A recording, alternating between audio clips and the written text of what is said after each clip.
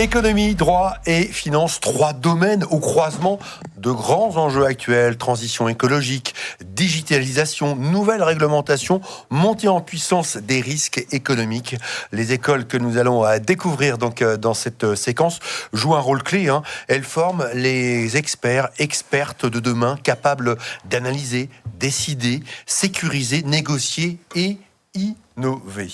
La première école qui va nous rejoindre tout de suite, c'est l'école de guerre économique. Bonjour Christian Arbulot. Bonjour. Bienvenue sur ce plateau, nous sommes ravis de vous accueillir. Merci de m'inviter. Vous êtes directeur et fondateur donc de l'école de guerre économique. On a très envie d'en savoir plus sur votre école et puis ensuite évidemment on répond à vos questions. N'hésitez pas à poser encore une fois vos questions dans le chat.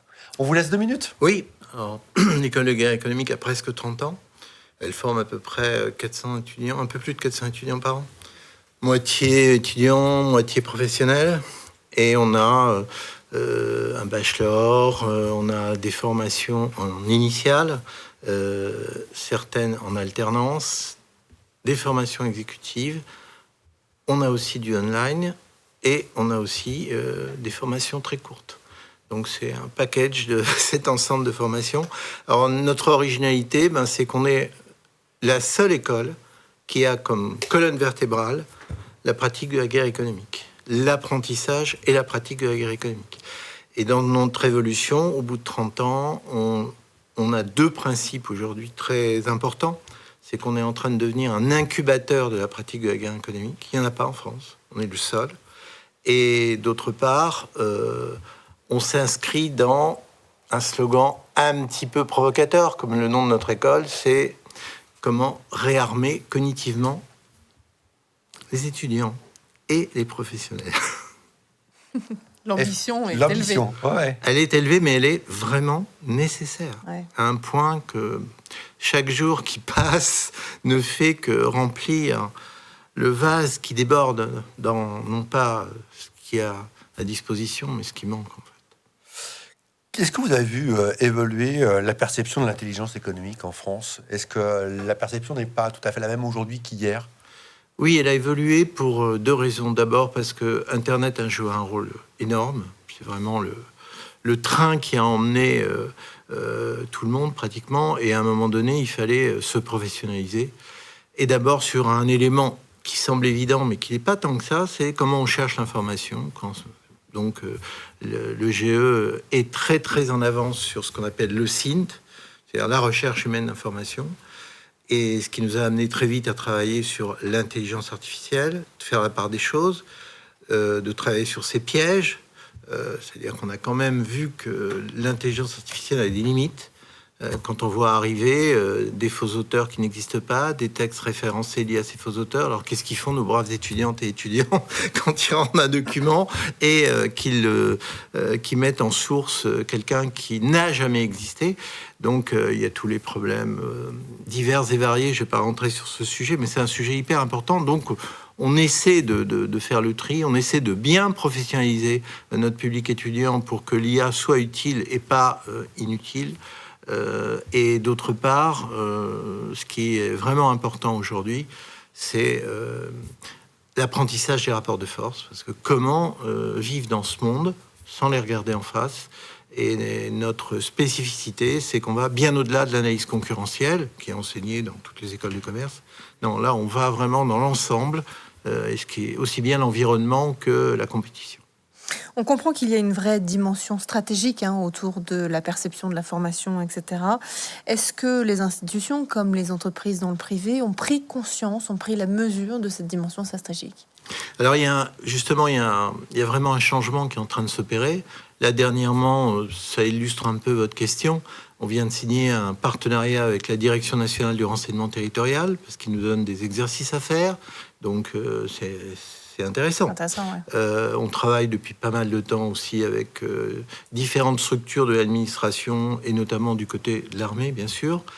Et le vrai challenge aujourd'hui, c'est le monde de l'entreprise.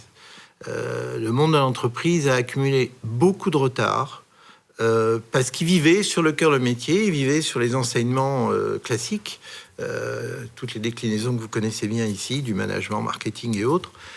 Mais il n'était pas très intéressé pour se poser des questions suite à ce que fait Trump depuis 2 mandats et d'autres, ce qui en découle est sur la vie de l'entreprise, son business model, son business plan et sa compétition et son avenir.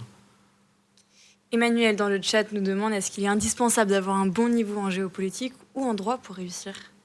Alors, c'est une très bonne question, justement, parce que c'est 2 des sources d'alimentation. Alors, on donne ce niveau. C'est pour ça qu'on a créé le bachelor. C'est-à-dire qu'on va faire des paliers d'enseignement. On va greffer de la connaissance, comme on dit, pour que ça fonctionne. Et c'est vrai que j'aime beaucoup les juristes parce qu'ils ont une pensée très, très structurée. Et on a besoin justement de ce genre de public, mais on est en fait sur un public hyper hétérogène et on a enfin, devrais-je dire, des ingénieurs, parce que c'est vital. Virginie, à nouveau, nous demande dans le chat, est-ce que l'option maths expert peut aider à accéder à l'école ? Absolument, c'est-à-dire on ne tourne surtout pas le dos aux scientifiques, parce on cherche en fait de plus en plus la double culture. Alors sur l'information, il y a le contenant et le contenu. Et le contenant, c'est le scientifique qui nous l'amène. Donc on travaille sur les 2. Quel métier exercent aujourd'hui vos alumni ? Alors, je parle des alumni récents.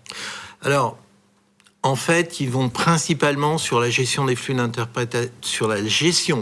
d'information et leur interprétation. Mais dans des domaines très, très, très variés. On peut les retrouver dans des fonctions très classiques, comme le marketing, mais un marketing plus, justement. C'est-à-dire où on est obligé de croiser un certain nombre de choses.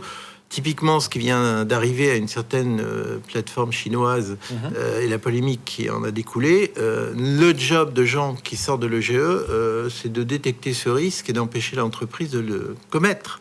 Donc on est vraiment sur cette ligne de crête. Fanelli. Maë qui nous demande combien y a-t-il de place pour vous rejoindre ? Combien y a-t-il de place ?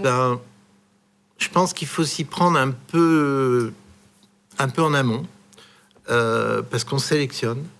Notre priorité absolue, justement, c'est d'avoir des gens déterminés. Or, pour avoir des gens déterminés qui répondent à certains critères, il faut que nous, on ait le temps de les connaître et de les jauger. Donc, on ne ferme la porte à personne, mais il y a un certain volontarisme qui doit être au départ. Et vous l'avez dit tout à l'heure, un cours en présentiel, mais aussi en distanciel, si j'ai bien compris. Absolument. Le campus se trouve où ? Alors, on est dans le 7e arrondissement. Bon, c'est un privilège, je sais, mais enfin... Près de l'école militaire ? Oui, voilà. c'est stratégique et c'est peut-être un hasard du destin, mais enfin, c'est la réalité. Donc, par contre, évidemment, c'est 100% présentiel, 100%... Comment ça se passe ? Ou distanciel ? Comment c'est articulé ? Alors, tous nos enseignements sont en présentiel. Et on a un enseignement online, où là, il y a pratiquement que du online. Et c'est vrai qu'on commence à se professionnaliser sérieusement sur le online. Pourquoi ? Parce qu'on est en train de créer EGE International. Et EGE International, on a commencé une expérience vers le monde hispanique, l'Amérique latine. Et ça marche bien. Et à notre grande surprise, au bon sens du terme, eh bien, on s'attendait à des gens qui regardent plutôt vers le nord, vers les États-Unis. Eh ben non, ils sont très curieux et très demandeurs de ce qu'on fait ici. Et c'est comme ça que j'ai eu 20 patrons colombiens en septembre qui venaient en présentiel sur un stage d'1 semaine pour vraiment prendre ce qu'ils avaient à prendre ici. Merci infiniment, Christian Arbulot, d'être passé sur ce plateau, nous éclairer, nous présenter l'école de guerre économique. Voilà, passez une belle journée. C'est Merci avec beaucoup. plaisir. Merci beaucoup.